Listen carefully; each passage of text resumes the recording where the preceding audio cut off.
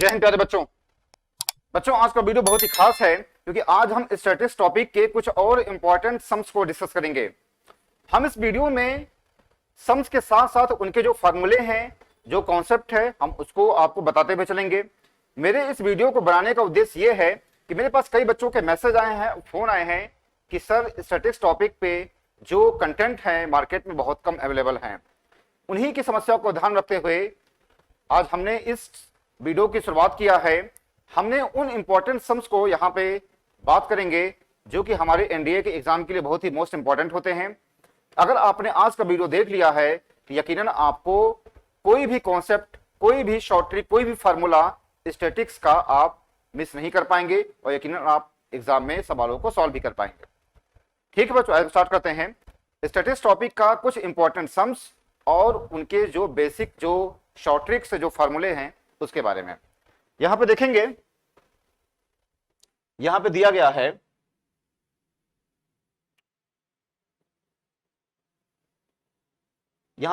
ये harmonic mean आपसे पूछा गया है। यहां पे देखेंगे आप, यहां पे आपसे हार्मोनिक मीन पूछा गया है।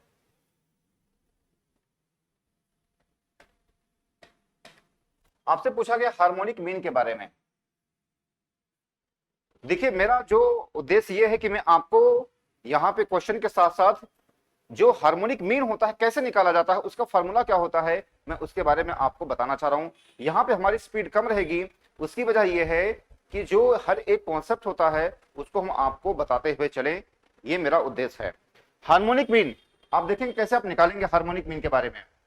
हार्मोनिक मीन जब भी आप निकालेंगे, मैंने आपको पहले भी बताया है हार्मोनिक मीन के बारे में। यहां पे देखिए तीन टर्म है, 4, 8 और 9 तीन टर्म है, तो यहां पे 3 लिखेंगे और 1/4 और प्लस 1/8 और प्लस 1/9 आप कर देंगे। फिर समझिए, यहां पे तीन टर्म है तो 3 ऊपर कर देंगे अपॉन 4 है तो 1/4, 8 है तो 1/8 और 9 है तो 1/9 हो जाएगा। ठीक है बेटा, यहां तक। अगर यहां पे 4 टर्म होता था तो यहां पे 3 की जगह पे 4 हो जाता, फिर यहां पे 1/4, 1/8, 1/9, मान लीजिए चौथा जो टर्म वो 5 रहता तो 1/5 हो जाता। ध्यान रखिएगा, जब भी आप हार्मोनिक में निकालेंगे तो आप टोटल नंबर ऑफ टर्म्स यहां पे लिखेंगे, बाकी जो नंबर्स दिए गए हैं आप उसका रेसिप्रोकल कर लेंगे। ये होता है हार्मोनिक में निकालने का तरीका। देखेंगे यहां पे ये हो जाएगा 3 अपॉन, आप इसका एलसीएम ले लीजिए 4, 8 और 9 का। 4, 8 और 9 का आप एलसीएम लीजिए 2, 4, 9, 2, 1, 2, 9, ये हो जाएगा 72। 72 इसका एलसीएम हो गया ये। और यहां पे 18 और प्लस यहां पे 9 और प्लस यहां पे 8, ऐसे हो गया है। ये ऊपर चला जाएगा 3 × 72 अपॉन, ये हो जाएगा 35 हो जाएगा। आप इसको कर दीजिए, कटेगा नहीं, कटेगा ये 3 से 72, 35। आप इसको अगर सिंप्लीफाई करेंगे,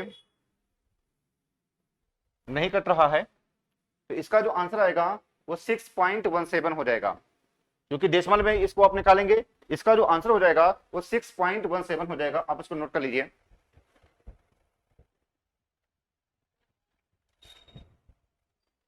है ना, आप इसको सिंप्लीफाई करेंगे, इसका जो आएगा 6.17 आ जाएगा। क्योंकि तीन ऑप्शन यहाँ पे मैच नहीं करेंगे, तो हमारा जो आंसर हो जाएगा वो ए ऑप्शन हो जाएगा।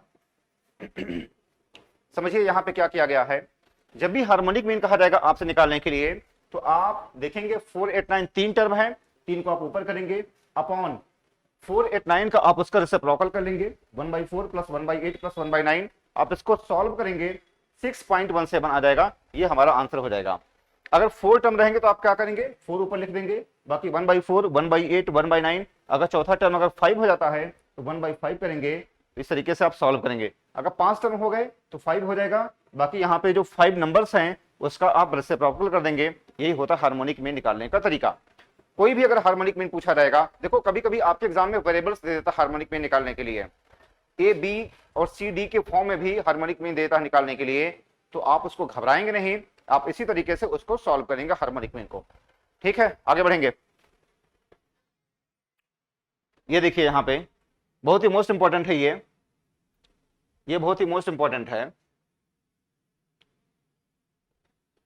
आपसे कहा गया है यहां पे, if the arithmetic mean of two numbers is 10 and their geometric mean is 8 then numbers are. ये कहा गया आपसे।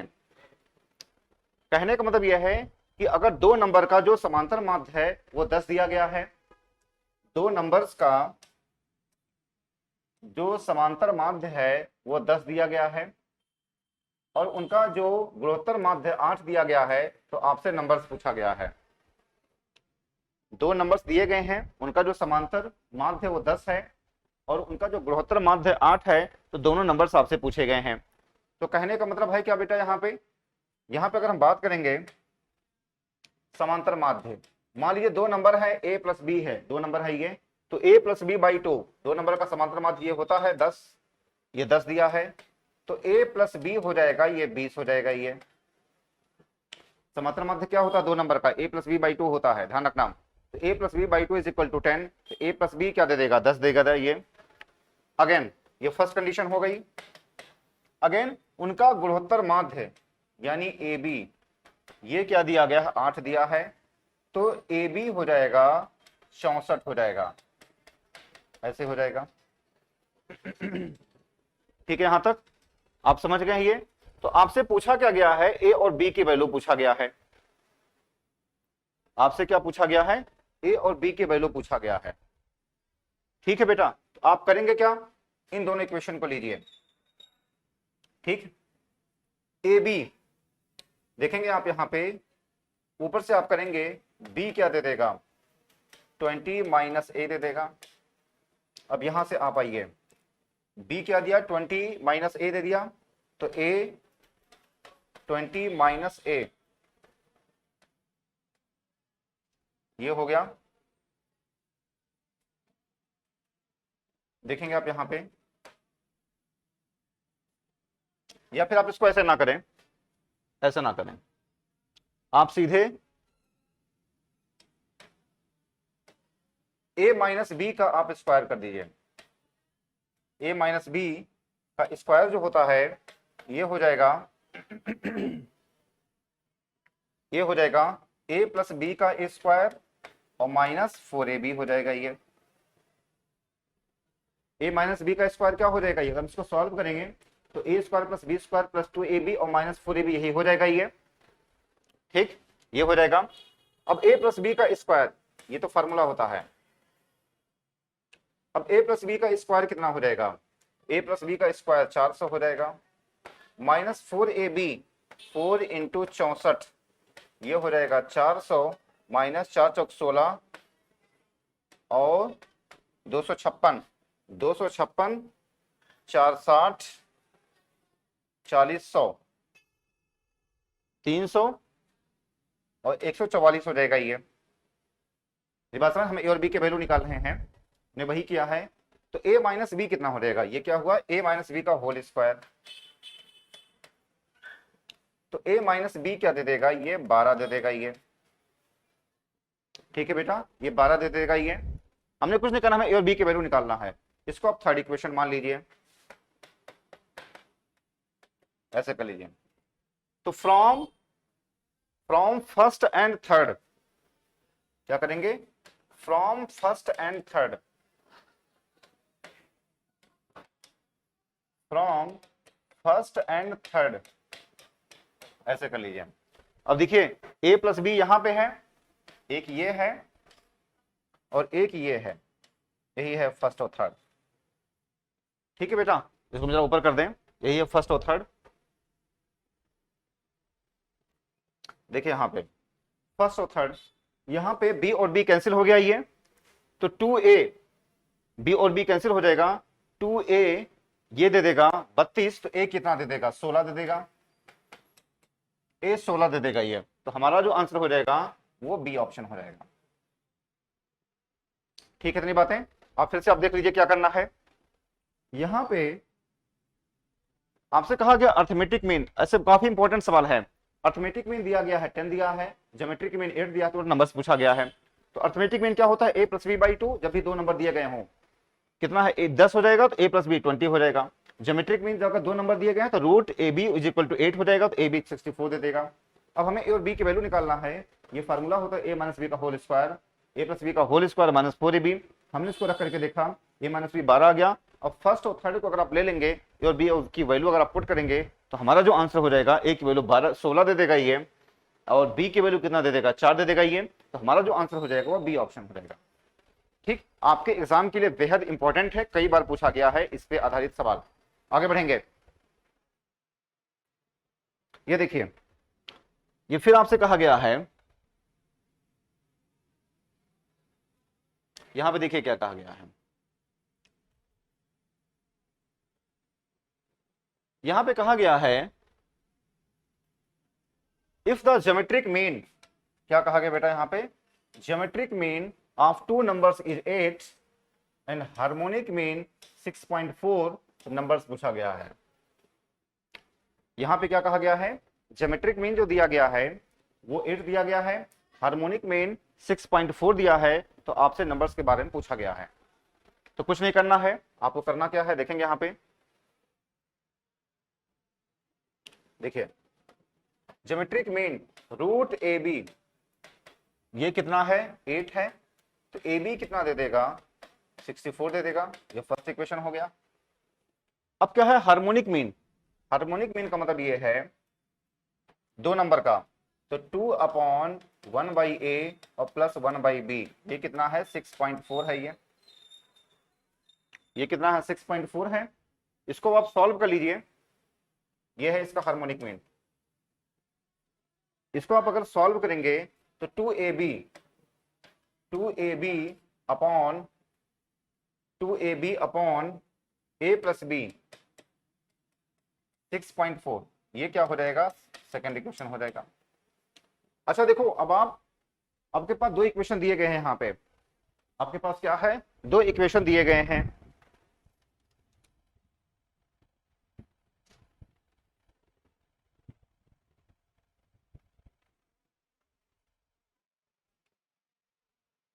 देखिए, आपके पास दो इक्वेशन दिए गए हैं, ये कौन कौन सा है, एक ये दिया है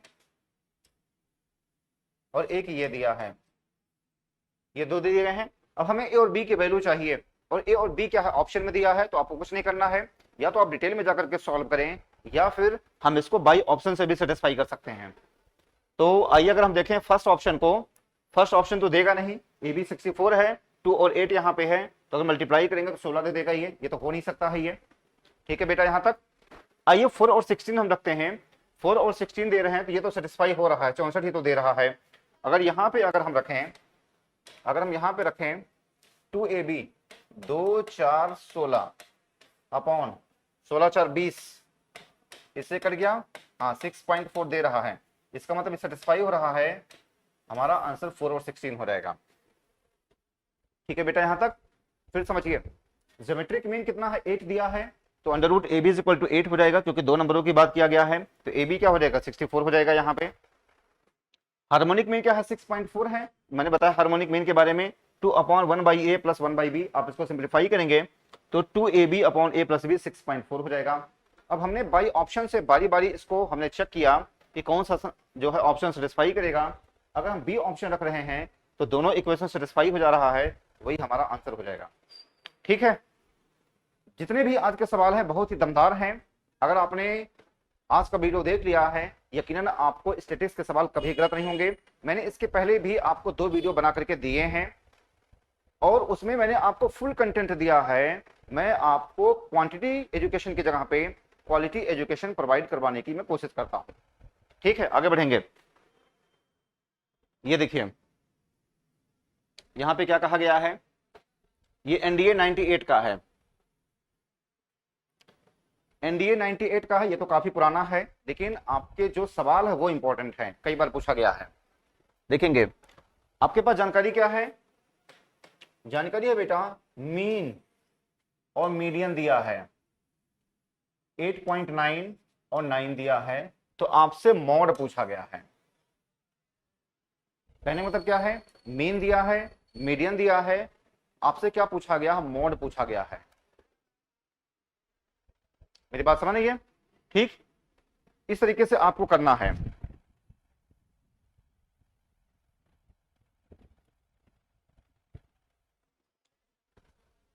एक फॉर्मूला होता है आपके एग्जाम के लिए, बहुत ही मोस्ट इंपॉर्टेंट है। मोड इज इक्वल टू होता है सी मीडियन -2 मीन।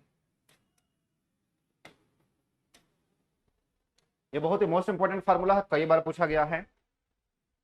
ठीक, ये कई बार पूछा गया है। ठीक है बेटा, मोड क्या होता है, 3 मीडियन -2 मीन होता है। ये कई बार पूछा गया है। ये देखेंगे आप क्या करेंगे। 3 मीडियन, मीडियन कितना है, मीडियन है 9 -2 इंटू मीन, मीन कितना है 8.9। सिंप्लीफाई कर लीजिए, ये हो जाएगा 27 माइनस 2 नंबर 18 और 2 और 16 1 17.2 कितना हो जाएगा ये, आप इसको माइनस कर दीजिए। 27 में से 17.8 ये हो जाएगा 2 19, यानी हमारा जो आंसर दे देगा वो दे देगा 9.2। समझिए यहां पे क्या कहा गया है, मीन और मीडियन दिया है, आपसे मोड पूछा गया है। तो फार्मूला क्या होता है, मोड इज इक्वल टू होता है 3 मीन -2 मीडियन, 3 मीडियन -2 मीन होता है। बहुत ही मोस्ट इंपॉर्टेंट है, हमने इसकी वैल्यू पुट कर दिया है, हमारा जो आंसर हो जाएगा वो बेटा सी ऑप्शन हो जाएगा। ठीक है, आगे बढ़ेंगे। ये देखिए यहां पे क्या कहा गया है,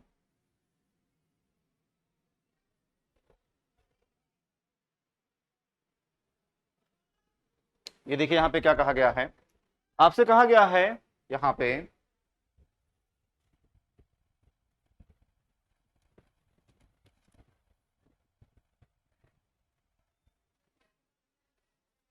देखेंगे आप, यहां पे आपके पास जो जानकारी है,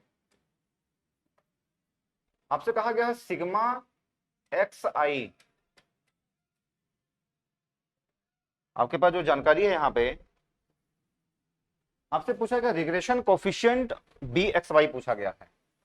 आपके पास मैं फिर से लिख दूं यहां पे, सिग्मा एक्स आई 30 है गिवन, सिग्मा वाई आई 42 है, सिग्मा एक्स आई वाई आई ये 199 है, सिग्मा एक्स आई का स्क्वायर 184 है, सिग्मा वाई आई का स्क्वायर 318 है, एन की वैल्यू 6 है, पूछा गया है बी एक्स वाई पूछा गया है, बी एक्स वाई आपसे पूछा गया है।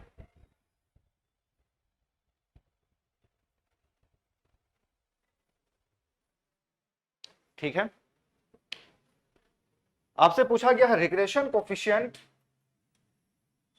बी एक्स वाई कहा गया है, बहुत ही मोस्ट इंपॉर्टेंट है। आप देखेंगे सिग्मा एक्स वाई 30 है, सिग्मा वाई आई 42 है, sigma x I Y i 199, x आई का स्क्वायर 184, वाई आई का स्क्वायर 318 एंड 6 है, बी एक्स वाई आपसे पूछा गया है। आपके एग्जाम के लिए बहुत ही मोस्ट इंपॉर्टेंट है। देखेंगे आप इसका फॉर्मूला क्या है, कई बार पूछा गया है रिग्रेशन कोफिशिएंट। इसका जो फॉर्मूला होता है B x Y sigma x आई वाई आई माइनस सिग्मा एक्स आई सिग्मा वाई आई upon N upon sigma Y आई का स्क्वायर माइनस सिग्मा वाई आई का होल स्क्वायर अपॉन एन, इस तरीके से दिया है। ठीक है, इस तरीके से दिया है, ये हमारा फॉर्मूला है।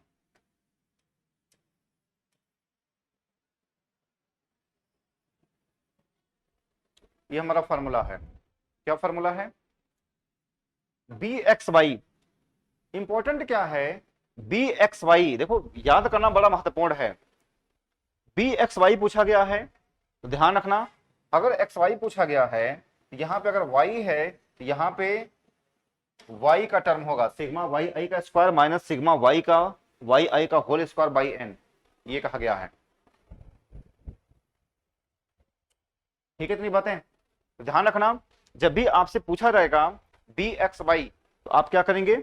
सिग्मा एक्स आई वाई आई माइनस सिग्मा एक्स आई सिग्मा वाई आई अपॉन एन, टोटल का अपॉन सिग्मा वाई आई का स्क्वायर माइनस सिग्मा वाई आई का होल स्क्वायर बाई एन, ये होता है। ठीक है, बी एक्स वाई। अगर सवाल यही हो, ध्यान समझना, अगर सवाल यही हो, आपसे पूछ लिया जाए बी एक्स वाई, अगर सवाल यही हो, अगर आपसे पूछ लिया जाए बी एक्स वाई, नहीं बी एक्स वाई तो हो गया है, अगर आपसे पूछा जाए बी वाई एक्स, ठीक, अगर पूछा जाए बी वाई एक्स, यानी या तो एक्स वाई, अगर हम वाई एक्स पूछ लें तो नीचे क्या हो जाएगा?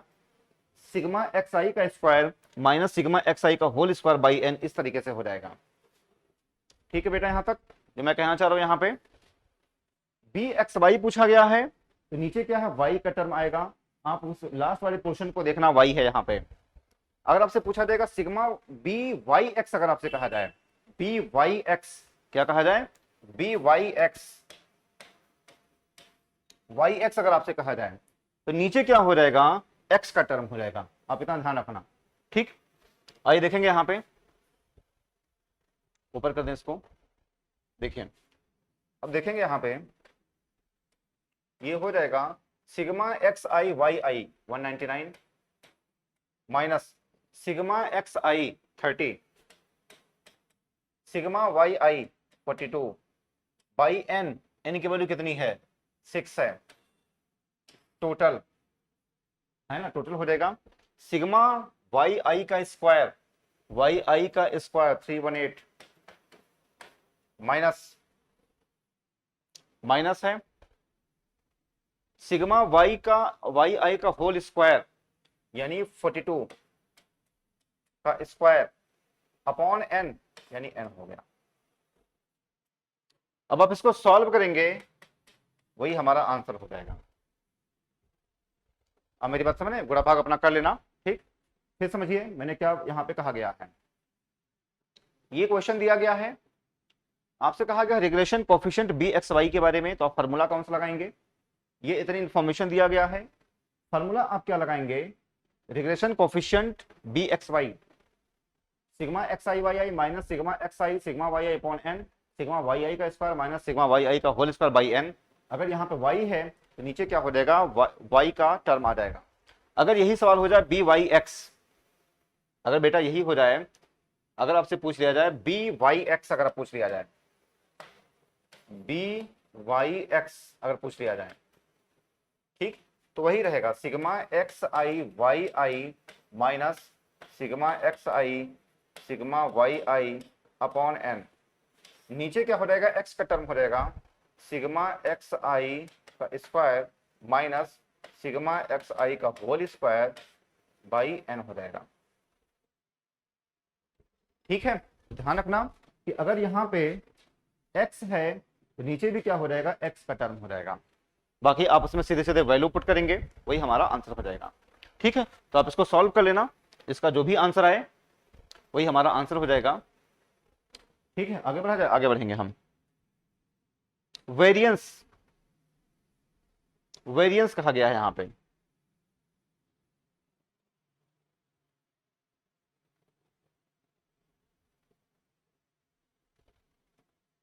यहां पे क्या कहा गया है? वेरिएंस कहा गया है।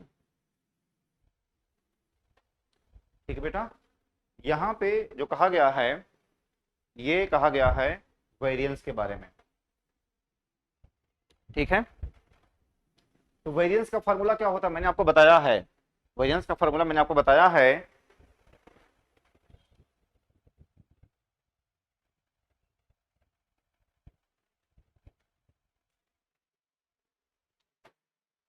वेरिएंस को हम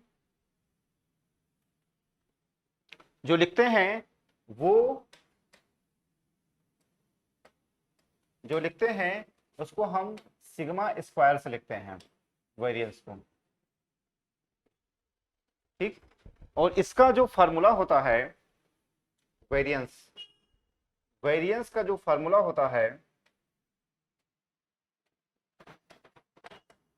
ये होता है सिग्मा डेल्टा का स्क्वायर अपॉन एन। ये होता है, क्या होता है, सिग्मा डेल्टा का स्क्वायर बाई एन होता है।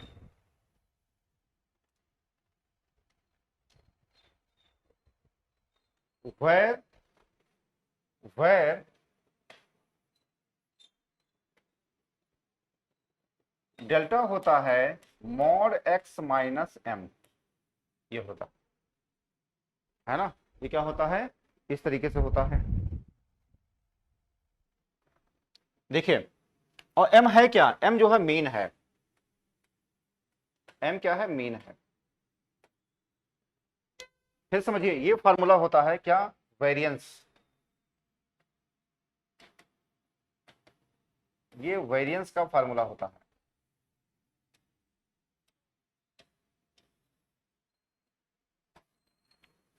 सिग्मा डेल्टा का स्क्वायर बाई एन, फिर डेल्टा क्या होता है, सिग्मा एक्स माइनस एम होता है, ठीक। अब देखिए यहां पर देखिए, पहले आप एम निकालिए, पहले आप एम निकालिए, एम कितना हो जाएगा, जो एम मीन जोड़ लीजिए, 8 10, अच्छा 6 8 6 8 10 12 14 बटे 5, ये तो है 6 8 10 12 14, ये है बटे 5 हो जाएगा। आप इसको ऐड कर लीजिए, ये हो जाएगा 14 24 2 26 8 32 यानी 50, 50 बटे 5 यानी 10 हो जाएगा, ठीक, 10 हो जाएगा ये। अब हमें क्या चाहिए, हमें सिग्मा डेल्टा स्क्वायर चाहिए, हमें क्या चाहिए, यहां पे मैं थोड़ा ऊपर कर दूं, हमें जो चाहिए सिग्मा डेल्टा का स्क्वायर हमें चाहिए, ये हमें चाहिए। ये होता क्या है, mod x minus m, x कितना है 6, 6 में से 10 गया, देखिए एक्स कौन सा है, एक्स यही है 6 8 10 12 14, यही सब कहा गया है, ये एक्स सही है। और एम क्या है, एम की वैल्यू यहाँ पे 10 सही है। तो क्या करेंगे हम, 6 माइनस 10 का हम करेंगे, 6 माइनस 10 क्या हो जाएगा, स्क्वायर हो जाएगा। फिर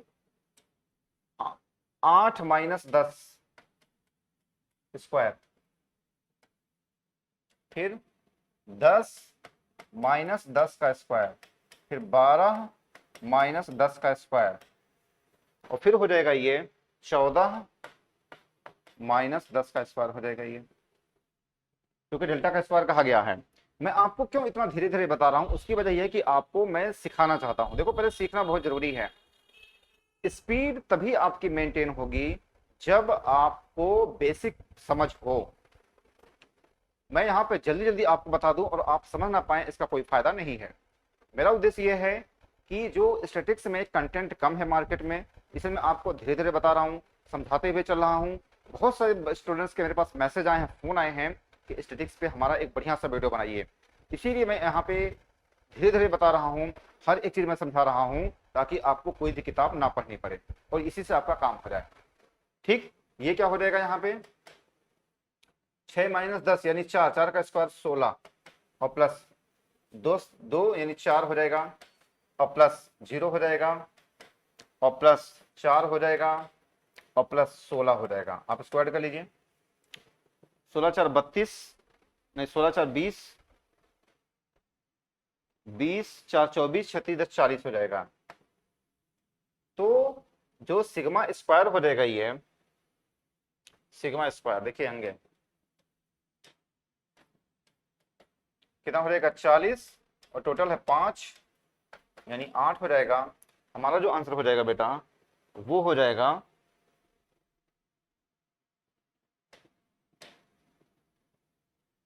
8 हो जाएगा, 8 हो जाएगा। फिर से समझिए क्या होता है वेरिएंस। ये फार्मूला होता है सिग्मा डेल्टा का स्क्वायर बाई एन, वह डेल्टा क्या होता है मॉड एक्स माइनस एम, और एक्स क्या है जो 6 8 10 12 14 है, एम क्या है जो मीन होता है। मीन हमने निकाला 10 आ गया। मीन का मतलब क्या होता है अर्थमेटिक मीन होता है। ठीक, अब हमने सिग्मा डेल्टा का स्क्वायर हमने निकाला, ये 6 8 10 यानी 6 में से 10 को हमने माइनस कर दिया, वहां मीन है यानी एक्स माइनस एम कहा गया है। 6 में से 10 को माइनस कर दिया हमने, 4 का स्क्वायर 16, 8 माइनस 10 यानी 2 का स्क्वायर 4, ये 0 4 और 16 40 हो जाएगा ये। और डेल्टा का स्क्वायर क्या होता है यहाँ पे मैं बताया है, नीचे एन हो जाएगा और इसकी वैल्यू कितनी है 40/5 यानी 8 हो जाएगा। हमारा जो ऑप्शन हो जाएगा बी हो जाएगा। जब भी आपसे पूछा जाएगा वेरिएंस के बारे में आप इसको ऐसे ही लगाएंगे। ठीक है, आगे बढ़ते हैं हम। ये देखिए ये बहुत ही मोस्ट इंपॉर्टेंट है, यहाँ पे ये बहुत ही मोस्ट इंपॉर्टेंट है। आपसे कहा गया है a batsman in his 12th innings makes a score of 63 runs and thereby increases his average score by 2 average after 12th inning। कहा गया है कि उसका जो है 11वीं इनिंग में जो है मतलब 11 पारियों में उसने कुछ रन बनाया था। कहने का मतलब यह है कि 11 पारियों में उसने कुछ रन बनाया था, 12वीं पारी में वह 63 रन बनाता है, तो उसका जो एवरेज जो स्कोर था वह क्या 2 अधिक हो जाता है। तो आपसे पूछा गया है कि 12 इनिंग के बाद उसका आप बताइए उसका एवरेज बताइए 12 इनिंग के बाद, आपसे ये कहा गया है। समझिए यहाँ पे वैसे ये अर्थमेटिक का सवाल है लेकिन आपके एग्जाम के लिए बहुत ही मोस्ट इंपॉर्टेंट है। कहा क्या गया है कि 11 पारियों का कुछ औसत है, ये कहा गया है। 12वीं पारी में वह 63 रन बनाता है 63 रन। इस तरीके से उसका जो एवरेज स्कोर है वह 2 बढ़ जाता है। तो कहा गया है कि 12th पारी के बाद उसका बताइए एवरेज स्कोर बताइए कितना है। देखिए टोटल 12 पारी है, टोटल 12 पारी है। तो आप देखेंगे यहां पे क्या करेंगे, अब 11 पारियों का औसत क्या है हमें पता नहीं है। तो मान लीजिए 11 पारियों का औसत x है, मान लीजिए 11 पारियों का औसत x है, तो टोटल रन कितना हो जाएगा 11x हो जाएगा, और प्लस 12वीं पारी में 63 रन बनाता है ना। अब कुल कितने हो गए ये हो गए 12 इनिंग हो गए। ये क्या हो जाएगा बेटा, ये 12 इनिंग हो गए। ठीक, 11x + 63 यानी 12 इनिंग हो गई है, और इसका एवरेज स्कोर है कितना बढ़ जाता है 2 बढ़ जाता है, ये कहा गया है। यानी 11x और प्लस 63 हो जाएगा 12 इनिंग हो गया, तो 12 यहाँ पे हो जाएगा x + 2 हो जाएगा ये। ठीक, बहुत ही मोस्ट इंपॉर्टेंट है। यहाँ पे बढ़ने की बात किया गया है तो हमने +2 किया है, घटने की बात होगी तो हम -2 कर देंगे। ठीक है, अब आइए देखेंगे यहाँ पे इसको सॉल्व करेंगे। ये हो जाएगा 11x + 63 12x + 24, तो x बराबर कितना हो जाएगा 63 - 24, 63 - 24 9 हो जाएगा, ये 39 हो गया ये। ठीक है, 39 हो गया ये। अब आपसे पूछा गया है 12th इनिंग के बाद यानी x + 2 हो जाएगा, तो 39 + 2 यानी 41 हो जाएगा। जो हमारा आंसर हो जाएगा वो सी ऑप्शन पर है। समझिए बहुत ही मोस्ट इंपॉर्टेंट है। क्या कहा गया है, कहा यह गया है कि 11 पारियों का कुछ औसत है और 12वीं पारी में 63 रन बना देता है, तो उसका जो टोटल जो एवरेज स्कोर है उसमें 2 की वृद्धि हो जाती है। तो पूछा गया है कि 12वीं पारी के बाद उसका औसत स्कोर कितना था। तो मान लो 11 पारियों का औसत मान लीजिए x है, तो टोटल हो गया 11x हो गया ये। और 12वीं पारी में 63 रन बना दिया तो 12 पारी ये हो गया। यहाँ पे 12 पारी हो गए, इधर भी 12 पारी हमने बना लिया। 12 पारियों में उसका जो औसत है 2 बढ़ जाता है, तो 12x+2 हो जाएगा ये। हमने x की वैल्यू निकाला, वह 39 आ गया है। लेकिन आपसे पूछा गया आफ्टर 12th इनिंग, 12 पारी के बाद कहा गया है, तो x+2 हो जाएगा, यानी 2 बढ़ गया है, x+2 हो जाएगा, यानी हमारा जो आंसर हो जाएगा वो 41 हो जाएगा। ठीक है बेटा यहां तक। अच्छा देखो, अगर आप ध्यान रखना, वेरी वेरी मोस्ट इंपॉर्टेंट है, यहाँ पे इंक्रीज की बात किया गया तो आपने +2 किया है, डिक्रीज की बात होगी तो आप -2 करेंगे। एक बात और आप ध्यान दीजिएगा, यहाँ पे अगर ऑप्शन में अगर 49 नहीं होता, 41 अगर नहीं होता, ऑप्शन में अगर 41 नहीं होता, तो हमारा जो आंसर होता बेटा वो 39 हो जाता। ध्यान समझिएगा, अगर ऑप्शन में अगर 41 नहीं है, हमारा आंसर क्या हो जाएगा, 39 हो जाएगा। ठीक है, आगे बढ़ेंगे हम। ये देखिए क्या कहा गया है,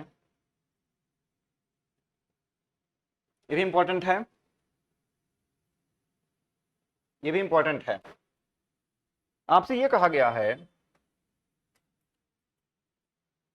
100 ऑब्जर्वेशंस इज 45 है मीन, ये कहा गया है। ठीक, फिर आपसे कहा गया है 2 observation 19 and 31 were incorrectly recorded as इतना इतना।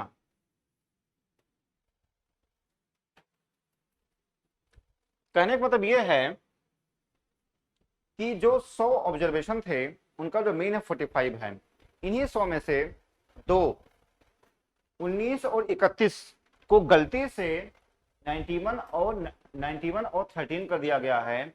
आपसे पूछा गया है करेक्ट मीन बताइए। आपसे क्या पूछा गया, करेक्ट मीन बताइए।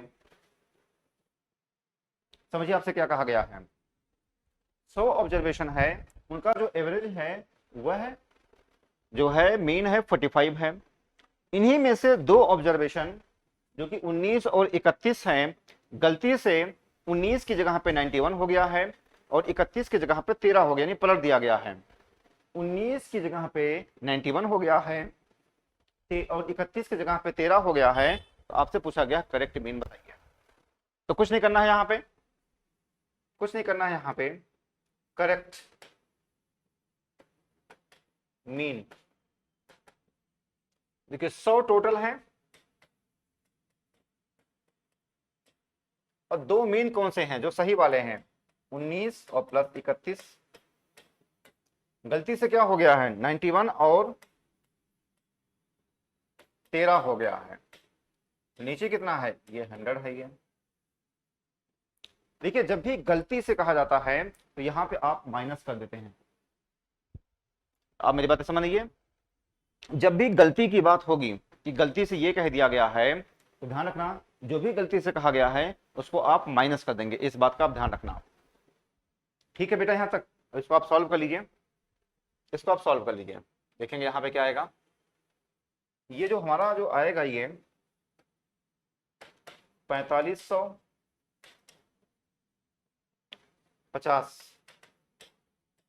माइनस 3 1 4 104 अपॉन 100, 4550 माइनस 104 बटे 100, यानी हमारा जो आंसर हो जाएगा 44.46 है ना, सी ऑप्शन हो जाएगा। फिर समझिए यहां पे मैंने क्या लिखा है, आपसे कहा गया कि 100 ऑब्जर्वेशन है, उनका मीन जो है 45 है। 19 इन्हीं में से 2 ऑब्जर्वेशन 19 और 31 को गलती से 91 और 31 कर दिया गया है, 91 और 13 कर दिया गया है। 19 और 31 को 91 और 13 कर दिया गया है, तो आप इनका करेक्ट मीन बताइए। तो कुछ नहीं करना है, जब भी गलती से कहा जाता है तो यहाँ पे आप माइनस कर देते हैं, यहाँ पर कोई फर्क नहीं पड़ता है, यहाँ पे 100 का 100 ही रहेगा। जो गलती से कहा गया उसको माइनस कर देंगे, जो करेक्ट वाला है उनको ऐड कर देंगे, यहाँ पे कोई फर्क नहीं पड़ेगा। सॉल्व करेंगे, हमारा जो आंसर हो जाएगा वो सी ऑप्शन हो जाएगा। ठीक है बेटा आगे बढ़ेंगे हम। ये देखिए, ये देखिए क्या कहा गया है,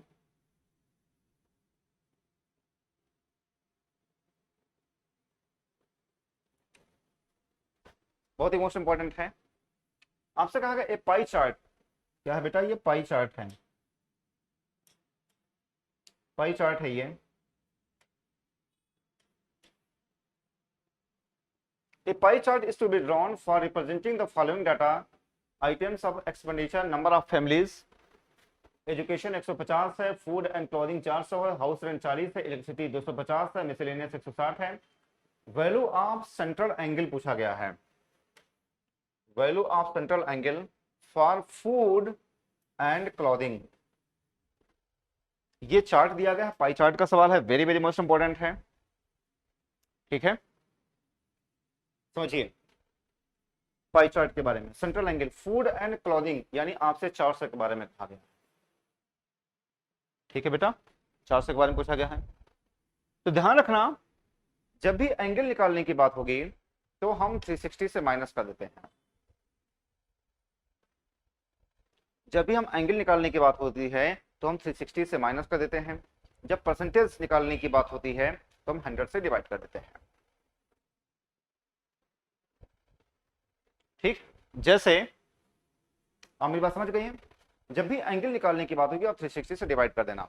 आप देखेंगे यहां पे इसका टोटल कितना हो जाएगा, टोटल, अगर हम टोटल की बात करें ये हो जाएगा 0, 5 4 9, 9 5 14 6 20 के 2, 2 4 3 7, 2 9 1 10, यानी 1000। टोटल कितना हो गया, 1000 हो गया ये। और 400 का पूछा गया है सेंट्रल एंगल, तो आपको कुछ नहीं करना है इसमें, 400, अच्छा 400 है ये, और टोटल कितना है 1000 और 360 डिग्री।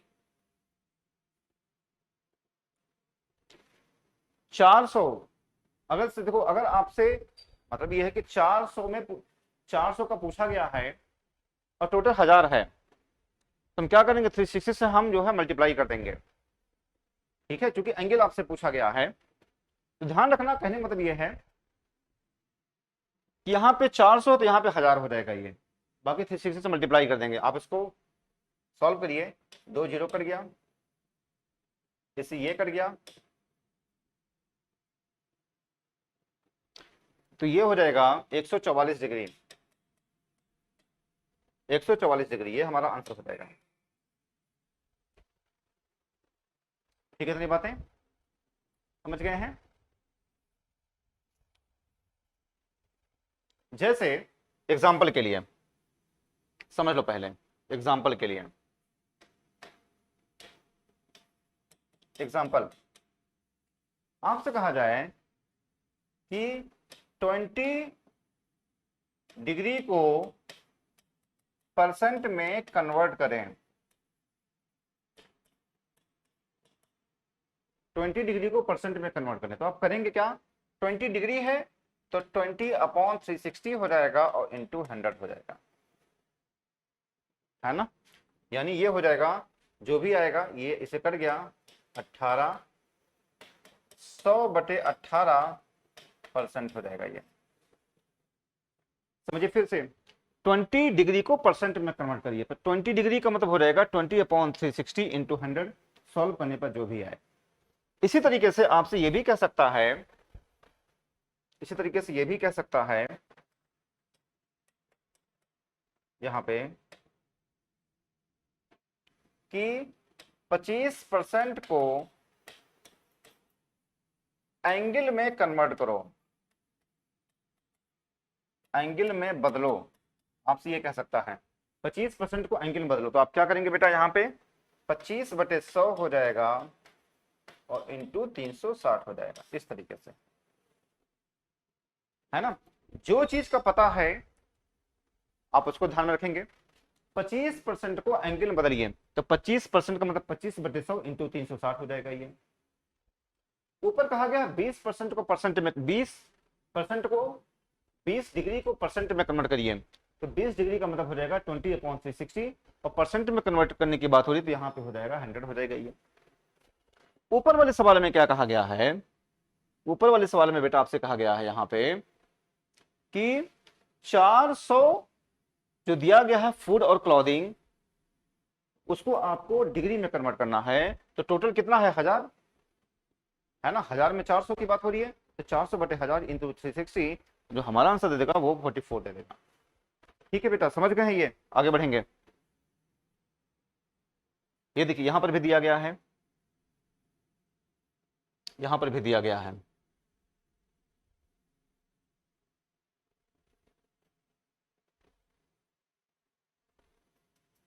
यहां पे दिया गया है ये सवाल, देखेंगे यहां पे क्या कहा गया है। आपसे कहा गया 2 houses a and b are constructed at total cost of RS। आपसे जो कहा गया है 2 हाउसेस हैं ए और B,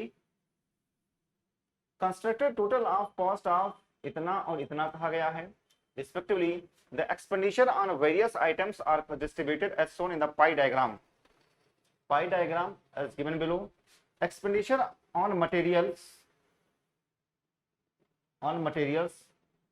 B exceeds that for A, ये कहा गया है।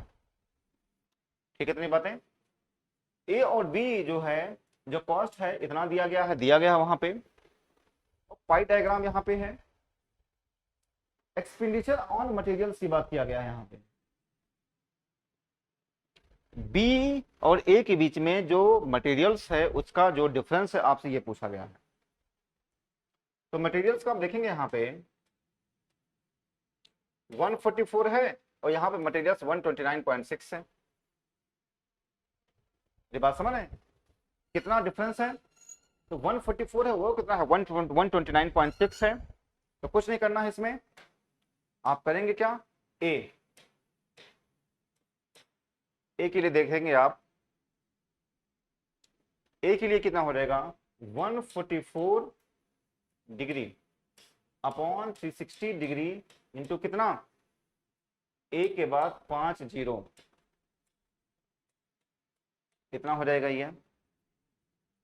ठीक, फिर आप बी के लिए आप देखेंगे, बी के लिए आप देखेंगे बी कितना है यहां पे 129.6 अपॉन 360, डिग्री है तो हमने 360 कर दिया है, इंटू कितना है 25 के बाद 4 जीरो हो जाएगा, ये आप यहां पे निकाल लेंगे। ठीक है, फिर आप डिफरेंस निकाल लेंगे, difference between a and b, ये हमारा आंसर हो जाएगा। और मेरे ख्याल से इसका जो आंसर आ रहा है वो बी आएगा, इसका जो आंसर आएगा बी आएगा। ठीक, आपसे कहा गया है मटेरियल्स की बात किया गया है, हमने क्या किया है 144 है 129.6 है, क्योंकि डिग्री में है तो 360 से मैंने डिवाइड कर दिया, इंटू ये कितना है, इतना उसका कॉस्ट है और इसका कॉस्ट इतना है, दोनों को हमने निकाल लिया, डिफरेंस निकाल लिया। ठीक, जो आएगा वही हमारा आंसर हो जाएगा। मेरे ख्याल से ये जो है इतना बी वाला ऑप्शन हमारा सही हो जाएगा। ठीक है बेटा, यहां तक ठीक।